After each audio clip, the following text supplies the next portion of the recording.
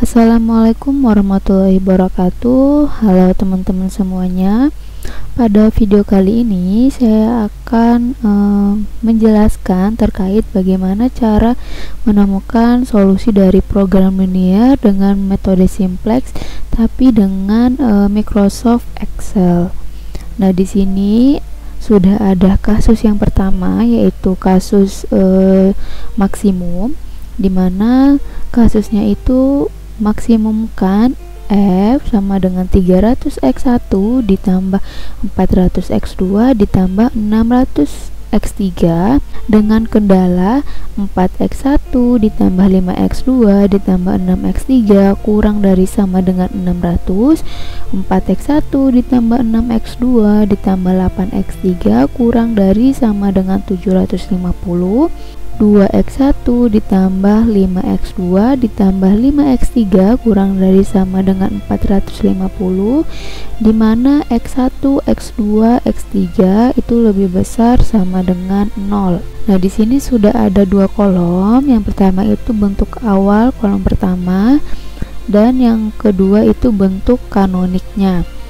Nah, di kasus ini itu terdapat tiga kendala dengan tanda pertidaksamaan, yaitu kurang dari sama dengan.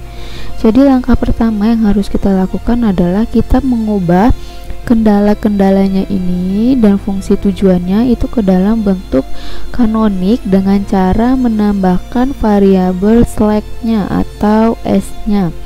Jadi untuk kendala yang pertama, kalau dirubah ke dalam bentuk kanonik, dia menjadi 4x1 ditambah 5x2 ditambah 6x3 ditambah tadi yaitu variabel slack-nya atau s-nya, berarti ini ditambah s1 sama dengan 600. Nah, tanda kurang dari sama dengannya ini dirubah menjadi sama dengan.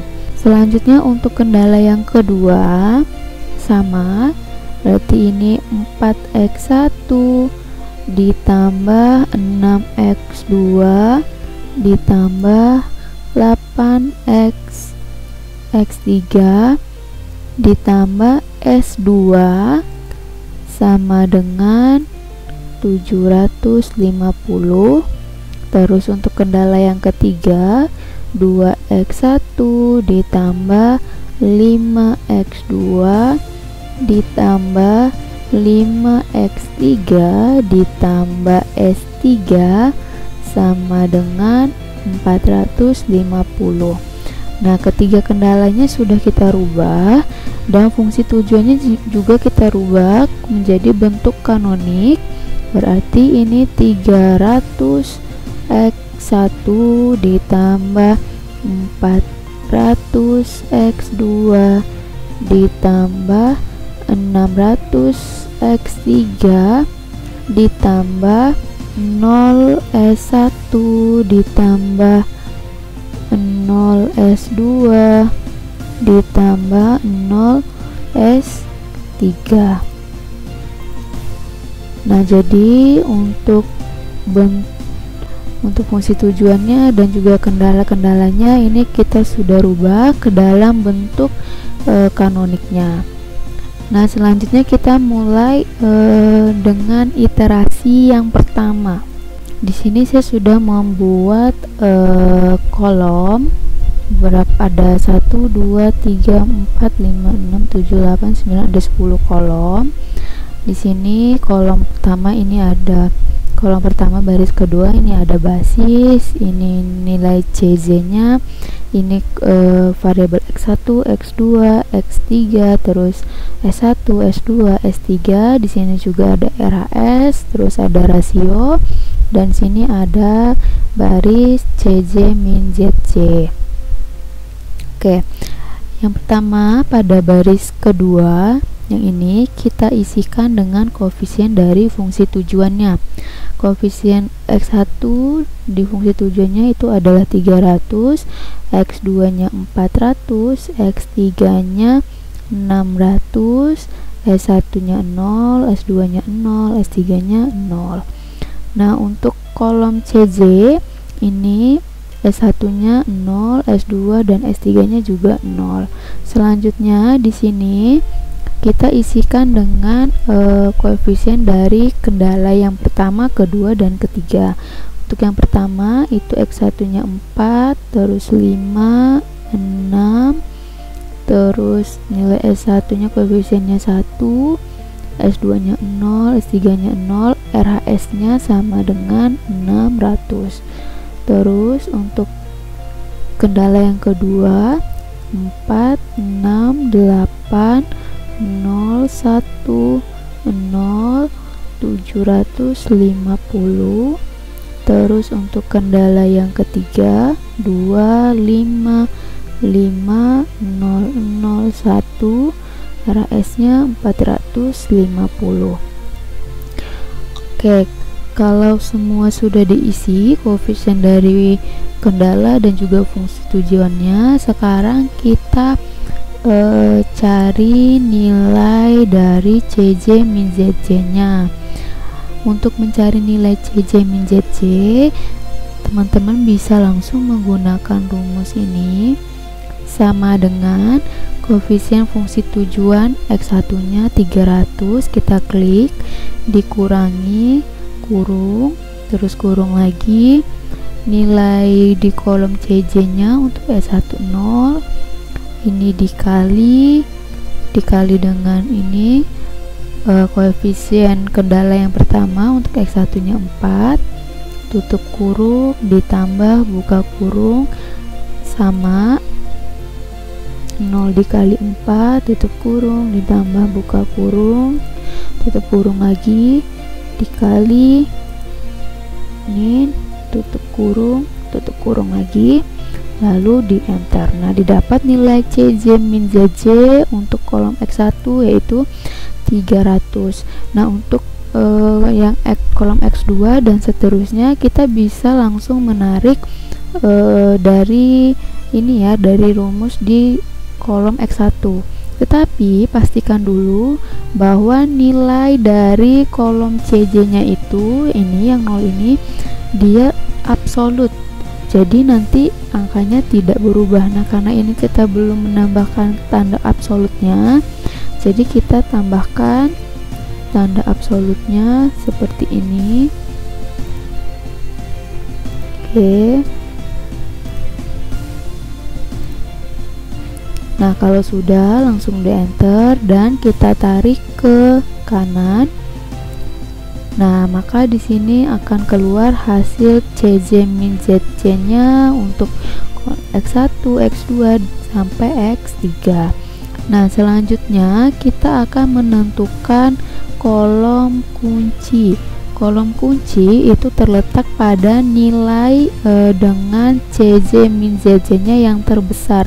Di sini kita lihat pada baris CJ min ZJ, nilai yang terbesar itu yaitu 600. Jadi kolom X3 ini merupakan kolom kuncinya. Di sini kita beri warna agar lebih bisa membedakan. Ini merupakan kolom kuncinya.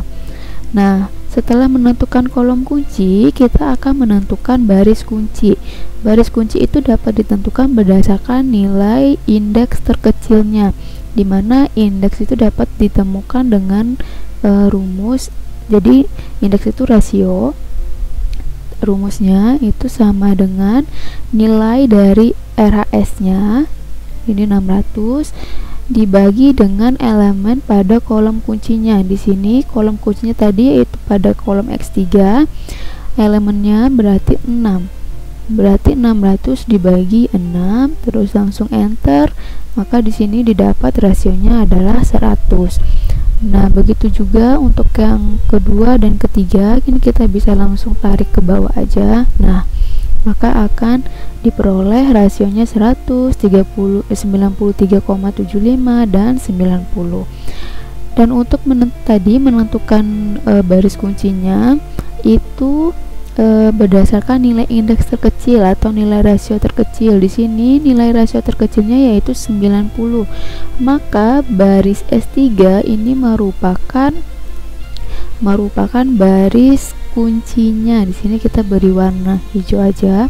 Nah, jadi Kalau kita udah dapat kolom kunci dan baris kuncinya, sehingga titik potong yang mempertemukan nilai kolom kunci dan baris kunci ini sebagai elemen pivot. Di sini perpotongnya itu di angka 5 ya, di 5. Jadi ini nanti akan menjadi pivotnya, elemen pivotnya. Nah, sehingga ini S3 keluar, ini nggak ditulis juga sebenarnya nggak apa-apa. Terus ini X3 masuk. Nah, kalau kita udah tahu ini elemen pivotnya ada di sini. Selanjutnya untuk iterasi kedua, di sini kita juga buat tabel yang sama seperti pada iterasi pertama. Tetapi karena pada iterasi pertama itu S3-nya keluar digantikan dengan X3, maka di sini untuk basis S3-nya diganti X3 dan ini variabel untuk X3-nya itu adalah 600. Jadi di sini diisi kolom CJ-nya 600. Nah, kalau udah seperti ini, kita fokus pada kolom X3. Ini kolom X3 ini. Nah, kita akan merubah nilai dari elemen pivotnya atau elemen kuncinya ini, yaitu 5 tadi, kita ubah menjadi 1. Jadi caranya itu pakai rumus ini, sama dengan kita klik elemen kuncinya atau elemen pivotnya dibagi dengan 5 karena kita ingin merubahnya dengan 1. Nah, di sini sudah menjadi 1. Nah, untuk baris S1 pada kolom X3 dan S2 ini kita rubah dia menjadi 0. Caranya yang pertama, ini pada baris S1 kolom X3 kita merubahnya menjadi 0 pakai rumus sama dengan nilai yang pertama ini yaitu 6, kita klik terus dikurangi dengan, kita pakai kurung karena ini ingin merubah menjadi 0 maka harus dikali juga dengan 6. Maka ini 6 dikali dengan elemen pivotnya atau R barunya di sini.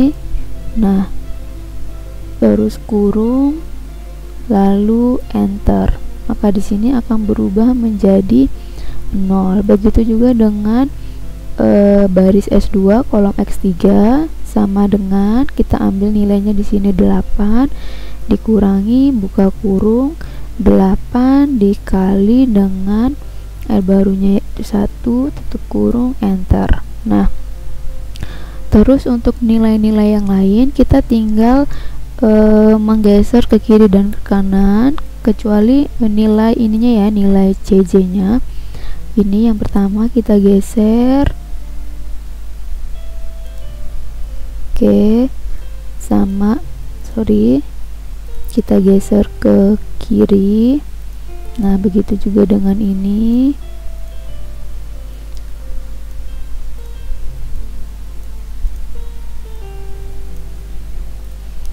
Nah, kalau udah semua didapat nilai-nilainya, nilai RHS nya dan sebagainya, selanjutnya kita cari nilai CJ min ZC nya.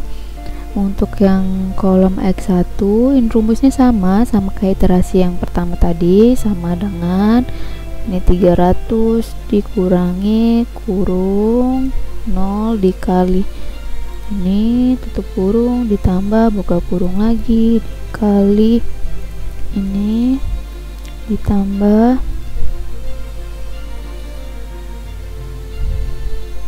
ini buka kurung dikali ini tutup kurung sekali lagi enter. Nah, didapat nilai CJ min ZJ nya untuk kolom X1 yaitu 60. Nah, untuk mencari nilai CJ min ZJ nya untuk yang lain itu kita tinggal menggeser nilai ini, tetapi ingat absolutnya jangan lupa ditambahkan agar angkanya tidak berubah untuk kolom CJ nya. Ini kita tambahkan absolut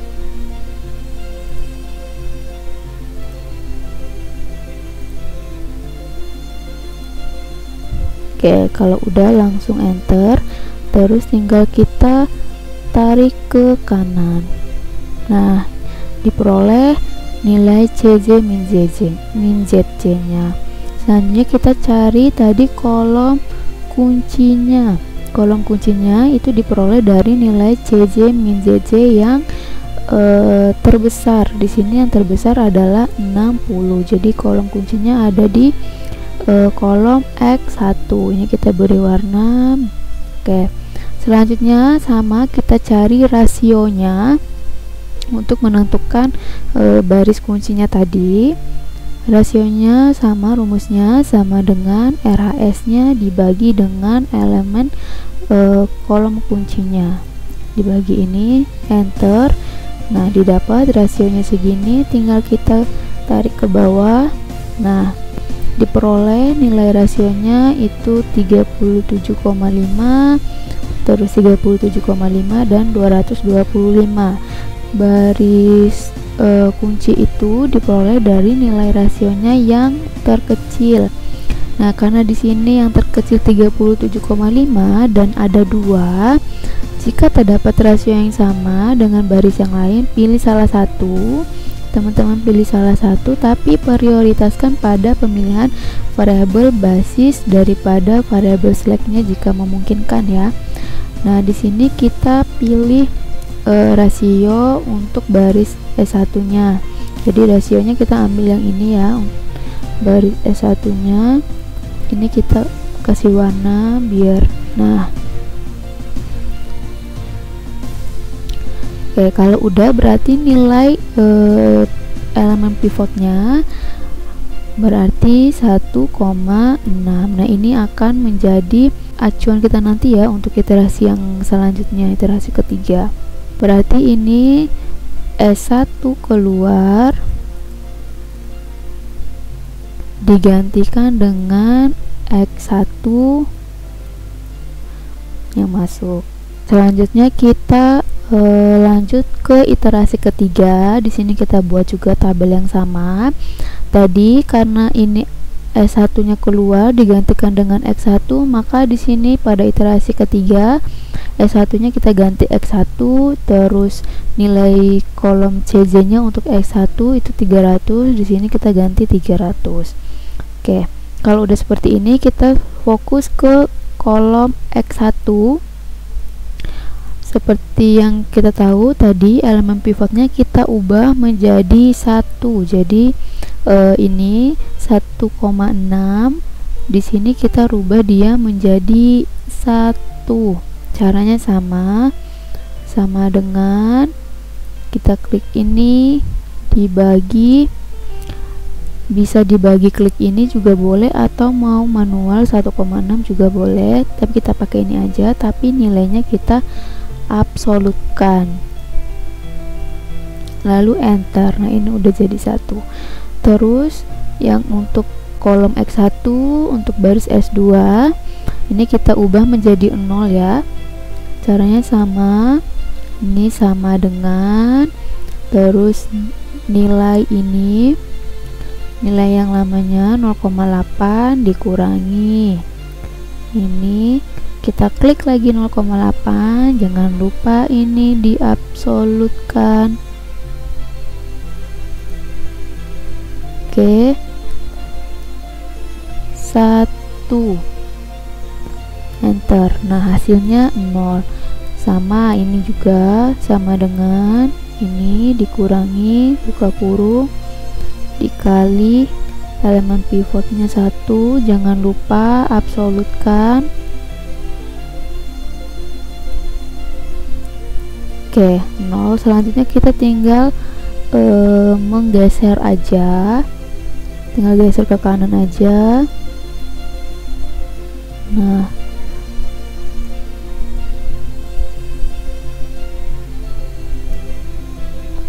oke, kalau udah di sini kita udah dapat nilai-nilainya, terus kita cari nilai dari CJ min ZJ nya. Ini rumusnya juga sama dengan 300 dikurangi, buka kurung, ini dikali ini tutup kurung ditambah buka kurung, ini dikali ini tutup kurung lagi ditambah buka kurung, 600 dikali 0 tutup kurung, satu kali lagi, enter. Nah, ini sudah dapat nilai CJ min JJ nya adalah 0. Kalau kita mau cari nilai CJ min JJ untuk yang lain, ingat jangan lupa untuk nilai pada kolom CJ nya kita absolutkan. Ini kita absolutkan seperti ini. Oke. Nah, kalau udah di enter lagi, langsung kita geser ke kanan. Nah, di sini udah dapat nilai CJ min JJ nya. Nah, kita perhatikan di sini nilai CJ min JJ nya itu semuanya sudah kurang dari sama dengan 0. Jadi iterasi akan berhenti ketika nilai CJ min JJ nya itu sudah kurang dari sama dengan 0. Tapi jika nilai CJ min JJ nya masih ada yang lebih besar dari 0, maka iterasinya masih harus dilanjutkan. Tapi berhubung ini sudah kurang dari sama dengan 0, jadi iterasi berhenti. Nah, karena tabel di atas sudah memenuhi, maka iterasinya ini dihentikan. Hasilnya diketahui bahwa nilai X1 itu memiliki nilai kanan atau solusi, yaitu ini 37,5 nih. Terus untuk X3 itu memiliki solusi yaitu 75. Nah, nilai dari X2 ini tidak terdapat pada tabel di atas sehingga memiliki nilai 0. Jika nilai selanjutnya, jika nilai X1, X2 dan X3 ini kita masukkan ke fungsi tujuannya tadi, maka akan diperoleh nilai maksimumnya. Coba kita masukkan ke fungsi tujuannya tadi. F sama dengan fungsi tujuannya itu F sama dengan 300 X1 ditambah 400 X2 ditambah 600 X3. Terus kita substitusikan nilai X1, X2 dan X3 nya. Berarti ini 300 dikali nilai X1 nya itu 37,5 ditambah 400 dikali nilai X2 nya itu 0, terus ditambah 600 dikali nilai X3 nya adalah 75. Oke, nanti hasilnya nilai F nya itu sama dengan 56.250. Oke, jadi fungsi ini untuk kasus yang ini dia akan fungsi tujuannya itu akan maksimum, dimana nilai X nya itu 37,5, nilai X2 nya 0, nilai X3 nya 75, dan maksimumnya itu ada di 56.250. Oke, untuk kasus yang pertama ini berarti sampai di sini ada sampai 3 iterasi. Jika ada pertanyaan atau ada yang masih bingung, bisa langsung komen aja di kolom komentar di bawah ini. Terima kasih, itu saja dari saya. Apabila ada kesalahan saya mohon maaf. Wassalamualaikum warahmatullahi wabarakatuh.